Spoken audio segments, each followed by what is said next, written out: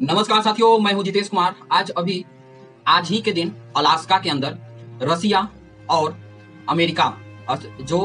Putin हैं और Donald Trump हैं, दोनों के बीच में अभी यूक्रेन जो वार चल रही है, यूक्रेन रसिया वार, उसमें दोनों के बीच में वार्ता होने वाली है। और उस वार्ता के अंदर अगर जो भी लोग जिस पे प्रेशर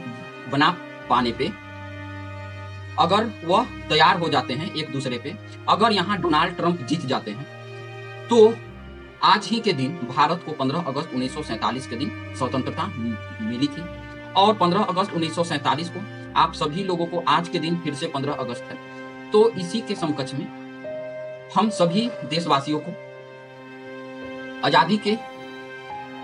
दिन को हार्दिक शुभकामनाएं देते हैं। तो अब हम पॉइंट पे चलते हैं। अगर यहाँ डोनाल्ड ट्रंप अपनी बातों को जीत जाते हैं तो पूरे विश्व के अंदर एक प्रकार का ये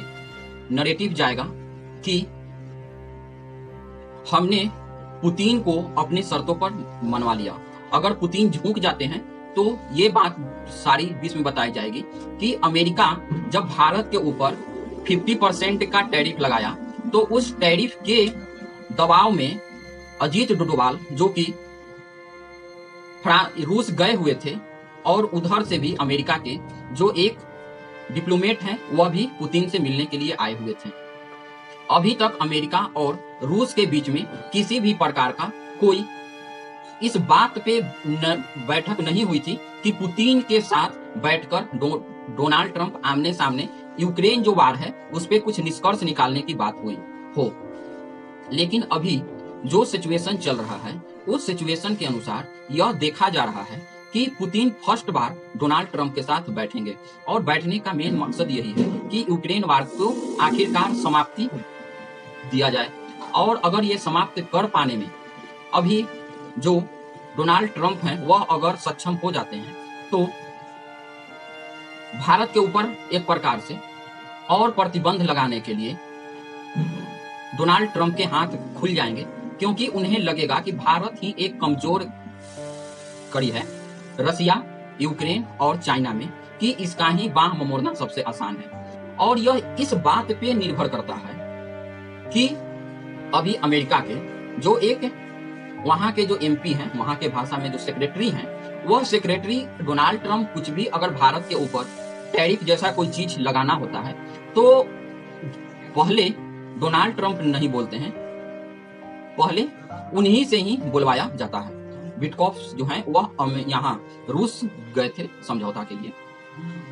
लेकिन ये सारी सिचुएशन को अब बनते हुए देखकर इस बात को समझना बहुत ही ज्यादा उचित हो चुका है कि आखिर भारत का क्या। अगर रूस नहीं और ट्रंप के बीच में बातें अगर नहीं बन पाती है तो डोनाल्ड ट्रंप को फिर से बहुत ही ज्यादा निराशा होगा कि हमारी बात नहीं माना गया। लेकिन ये सिचुएशन में भी भारत के ऊपर ही और टैरिफ लगाया जाएगा, जैसा कि वहां के सेक्रेटरी ने भी बोल दिया कि जी हाँ, हम बिल्कुल इस बात को मानते हैं कि अभी अगर बात नहीं बनती है तो हम भारत के ऊपर टैरिफ पूरी प्रकार से और ज्यादा लगाएंगे। लेकिन इस बात को समझने की सबसे बड़ी बात यह है और सबसे बड़ी अभी ये स्थिति बना हुआ है कि अमेरिका के कुछ भी हो, जैसे अगर वो बोल रहे हैं कि दोनों के बीच में बात नहीं बनी तो और ज्यादा हम आर्थिक प्रतिबंध किस पे लगाएंगे, भारत के ऊपर। मतलब टोटल 25 शुरू में लगाया गया जो कि भारत के ऊपर चालू हो चुका है, 25 और लगाया गया जो आने वाले 28 अगस्त से शुरू हो जाएंगे, और उसके बाद 25% की और तैयारी है। लेकिन ये सारी बीच में अनफेयर इस प्रकार से है कि युद्ध स्टार्ट करवाया था यूरोपियन यूनियन और अमेरिका ने। भारत से तो पूछने आए नहीं थे कि हम युद्ध स्टार्ट करें कि नहीं करें। युद्ध हो रहा है रसिया और यूक्रेन के बीच में। बाहें ममोड़ी जा रही हैं भारत को सिर्फ इसलिए क्योंकि हम तेल लेते हैं रूस से, जबकि सबसे ज्यादा तेल तो चाइना लेता है। लेकिन चाइना को अभी वह बिल्कुल भी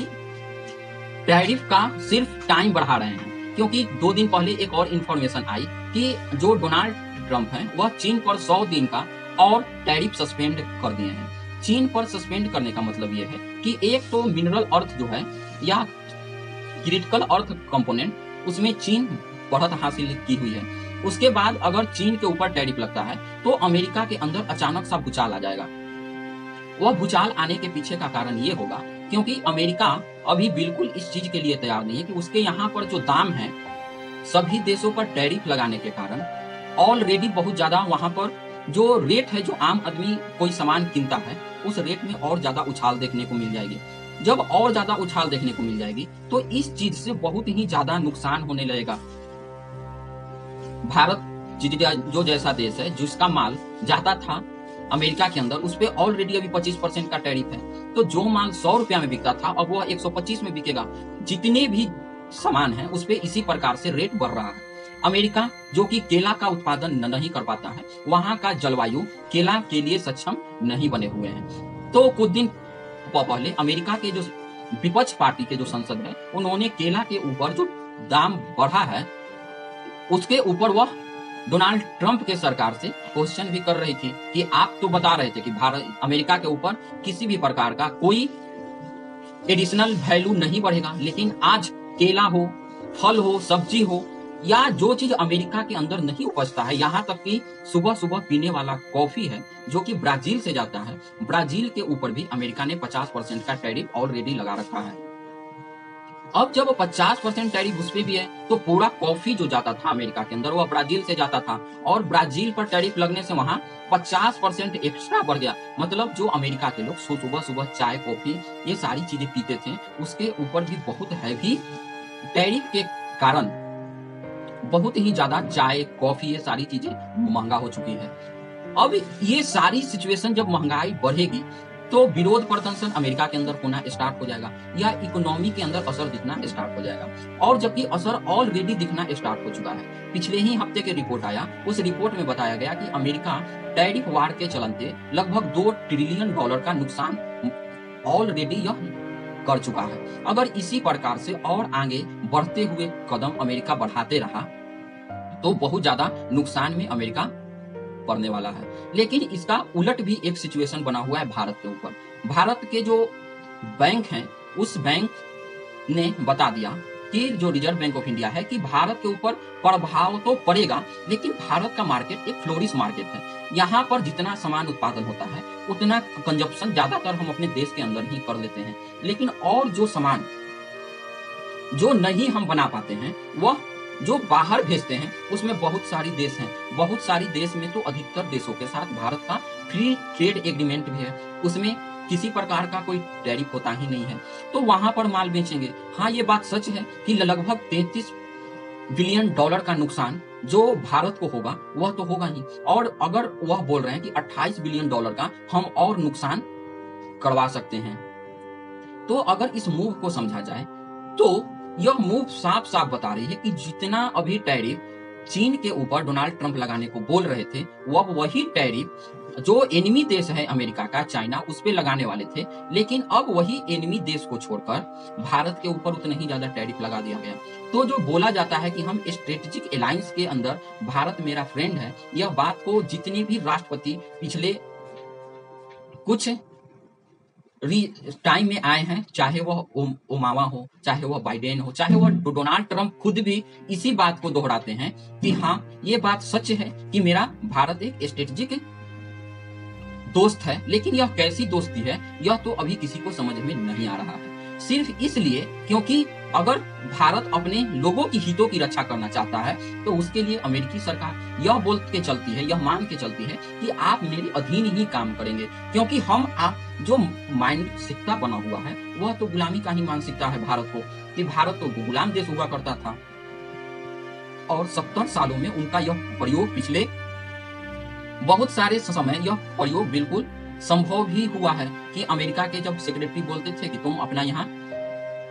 अमाउंट का डिवैल्यूएशन करो, तो हमारे जो मनमोहन सिंह जो थे प्रधानमंत्री वह 50% अपने रुपए का वैल्यूएशन कर देते थे, वह बोलते थे कम, लेकिन यहाँ पर और ज्यादा होता था। तो उनके माइंड में इस बात का है कि हम जो बोलेंगे भारत वही करेगा। और अभी जो अमेरिका जिस इकोनॉमिकली नीति के अनुसार चल रहा है वह नीति में स्पष्ट रूप से यही दिखाई पड़ रहा है कि अभी जितने भी प्रकार के सारे काम किए जा रहे हैं भारत के विरोध में, वह कहीं न कहीं एक ज्यादा दोनों देशों का जो इतना अच्छी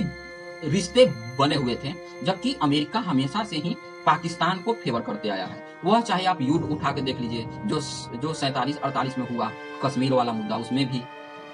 या फिर उसके बाद आप देख लीजिए 65 बार, उसमें भी अमेरिका के द्वारा भर भर कर हथियार दिया जाने लगा पाकिस्तान को। उसके बाद जब भारत ने परमाणु बम बना लिया तो अमेरिका के द्वारा ही, CIA के द्वारा ही पाकिस्तान को भी परमाणु बम बनाने में पूरी प्रकार से मदद की गई। ये बातें हम नहीं बोल रहे हैं, ऐसी बातें बहुत सारी जो रिपोर्ट हैं वह बता रही है। और चाहे 1971 का युद्ध देख लीजिए कि भारत को डराने के लिए उन्होंने परमाणु संपन्न जो शिप है वह भारत की ओर भेजने तक है।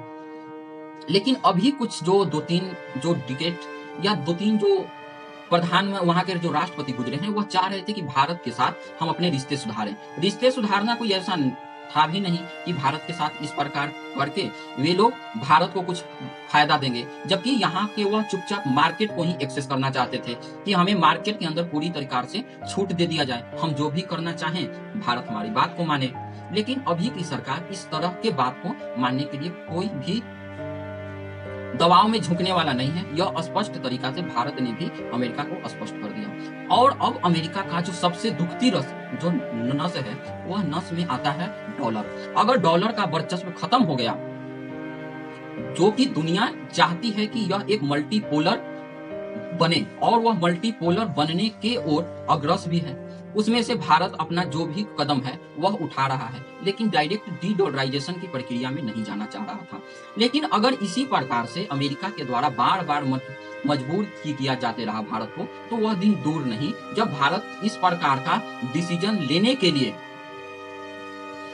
बहुत ही ज्यादा डिप्रेस हो जाएगा और जो ब्रिक्स के साथ अभी अलायंस चल रही है उसका और ज्यादा विस्तार करके ब्रिक्स में डी-डॉलराइजेशन करने की प्रक्रिया बढ़ा दी जाएगी। जिस दिन डी-डॉलराइजेशन का 5 से 10% भी हो गया, अमेरिका के अंदर जो भी दादागिरी जो दूसरे देश के ऊपर बोलते हैं वह सारे के सारे बंद हो जाएंगे तुरंत। आप इसका इस प्रकार से समझ सकते हैं कि अभी जो भी कंडीशन बन रहा है वह कंडीशन में अगर भारत, चाइना और रसिया की ओर, जबकि चाइना से हमारी कभी भी उस प्रकार से नहीं बनती थी, लेकिन अब जब स्थिति इस प्रकार से आ रहा है और SCO में के मीटिंग के लिए जो भारत के प्रधानमंत्री हैं वह भी चीन जा रहे हैं। कुछ दिन पहले NSA SCO की मीटिंग करके आए, उसके बाद राजनाथ सिंह जो रक्षा मंत्री है वे भी गए। और अब जबकि अमेरिका से जब रिश्ते ठीक थे तो ये बात मार्केट में आ रही थी कि अभी चाइना, भारत के जो मोदी हैं वह नहीं जाएंगे। लेकिन अब जब कंडीशन इस प्रकार से बनते जा रही है तो यह बात आ गई है कि SCO मीटिंग के लिए चाइना, भारत के जो प्रधानमंत्री हैं वह जाएंगे। अगर जाएंगे तो चीन और भारत के बीच में नजदीकियां